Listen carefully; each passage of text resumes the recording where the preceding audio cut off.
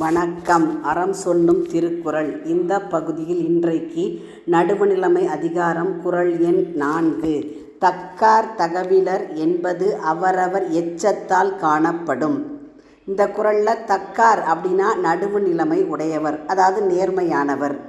தகவிலர் அப்படின்னா நடுவுநிலைமை இல்லாதவர், தீயவர் அப்படின்னு வச்சுக்கலாம். அவரவர் எச்சத்தால் காணப்படும். எச்சம் அப்படின்னா வாரிசு ஒரு அர்த்தம், அவங்களுடைய அடுத்த ஜென்ரேஷன் தலைமுறை. இன்னொரு அர்த்தம் என்ன சொல்லலாம்னா எச்சம்னா எஞ்சி நிற்பது, இதை வச்சு அறியப்படும் அப்படிங்கிறார் வள்ளுவர். அதாவது ஒரு மனிதன் எப்படிப்பட்டவன் அப்படிங்கிறது அவரவருக்கு பின்னாடி எஞ்சி நிற்கக்கூடிய புகழாலும் பழியாலும் அறியப்படும், இல்லைன்னா வாரிசுகளால் அறியப்படும். இப்போ நம்ம என்ன சொல்லுவோம், சாதாரணமாக ஒரு மனுஷன் 90 வயசில் இறந்து போயிட்டார் அப்படின்னா, ஐயோ எப்படி நல்ல மனுஷன், இப்படி அநியாயமாக இறந்து போயிட்டாரு. எந்த வயசில்? 90 வயசில்.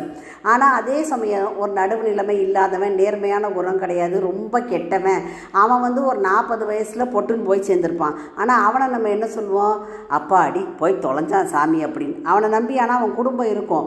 ஆனால் இந்த உலகம் எதை வச்சு சொல்லுது அப்படின்னா அவனுடைய நேர்மை குணம் நடுவுநிலைமை வச்சு தான். அப்போது இந்த குறளினுடைய பொருள் பார்த்தோம்னா நடுவுநிலைமை உடையவர், நடுவுநிலைமை இல்லாதவர் அப்படிங்கிறது அவங்கவுங்களுக்கு பின்னாடி எஞ்சி நிற்கக்கூடிய புகழாலும் பழியாலும் காணப்படும். நம்ம இறந்ததுக்கு அப்புறமும் இந்த சமுதாயம் நம்மை புகழ்ந்து பேசினால் நடுவுநிலைமை உடையவர், நல்லவர்னு அர்த்தம். பழிச்சு பேசுனா நாம் கெட்டவங்க அப்படிங்கிறது பொருள். இப்போ இதுக்கு ஒரு சின்ன கதை ஒன்று பார்த்தோம்னா, ஒரு ஊரில் ஒரு அரசர் இருக்கார். அரசர் ரொம்ப நேர்மையானவர். அவருடைய ஊரில் சோமுன் ஒருத்தர் வாழ்கிறாரு. அவர் எப்படின்னா வட்டிக்கு பணம் கொடுத்து வாங்கி, அதாவது அந்த ஊரில் இருக்கக்கூடிய ஏழை மக்களிடம் இந்த விவசாய நிலத்தை எல்லாம் வாங்கி அதுக்கு கடன் கொடுத்து அந்த மாதிரி பொருள் சம்பாரிச்சிட்டு இருக்கிறாரு. அப்போ இந்த சோமுக்கு நிறைய பணம் சம்பாதிக்கணும் அப்படிங்கிற ஆசை வருது.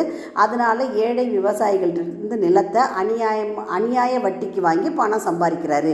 இதில் தன்னுடைய நிலத்துக்கு குறைவான பணத்தை வாங்கின ஒரு விவசாயி என்ன பண்ணுறான்னா அரசன்கிட்ட போய் சொல்கிறான். அப்போ அரசர் அவரை கூப்பிட்டு விசாரிக்கும்போது சோமு என்ன பண்ண நினைக்கிறாருன்னா தன்னுடைய பணத்தை வச்சு எப்படியாவது அரசர்கிட்ட இருந்து தப்பிக்கணும் அப்படின்னு சொல்லி நினைக்கிறான். அப்போ அந்த ஊர் மக்கள்லாம் சொல்கிறாங்க, இந்த சோமுவோட அப்பா ரொம்ப நல்லவர், அவர் அந்த ஊரில் ஒரு பெரிய மனுஷன், ஆனால் அவர் இறந்து போயிட்டார். இப்போ சோமு தான் இந்த மாதிரியான தீய வழியிலே நடுவுநிலைமை தவறி பொருள் சம்பாரிச்சிட்ருக்காரு அப்படின்னு சொன்னால் அரசர் கூப்பிட்டு விசாரிக்கிறாரு. விசாரிச்சுட்டு அந்த ஏழை விவசாயினுடைய நிலத்தை விவசாயிக்கு மீட்டு கொடுத்துட்றாரு. கொடுத்ததுக்கப்புறம் சோமு கிட்ட அவர் என்ன சொல்கிறாருன்னா, எவ்வளோ பெரிய பணக்காரனாக இருந்தால் கூட இப்போ நீ செய்யக்கூடியது பழி செயல், பாவச் செயல், நடுவுநிலைமை இல்லாத செயல். அப்போது இது சிறந்தது அல்ல அப்படின்னு சொல்லி அரசர் சொல்லி தீர்ப்பு வழங்கிடுறாரு. அப்போது மனிதர்களாகிய நாம் எல்லா நேரத்துலையும் நேர்மையான வழியில் பணம் சம்பாதிக்கணும் அப்படின்னா குறுக்கு வழியில் சம்பாதிக்கக்கூடாது, நேர்மையான வழியில் சம்பாதிக்கணும், நடுவு நிலைமையோடு இருத்தல் வேண்டும்.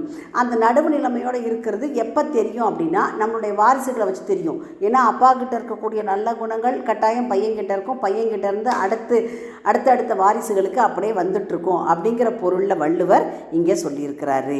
குறளின் விளக்கம். நடுவுநிலைமை உடையவர், நடுவுநிலைமை இல்லாதவர் என்பது அவரவருக்கு பின் எஞ்சி நிற்கும் புகழாலும் பழியாலும் காணப்படும். மீண்டும் குறள். தக்கார் தகவிலர் என்பது அவரவர் எச்சத்தால் காணப்படும்.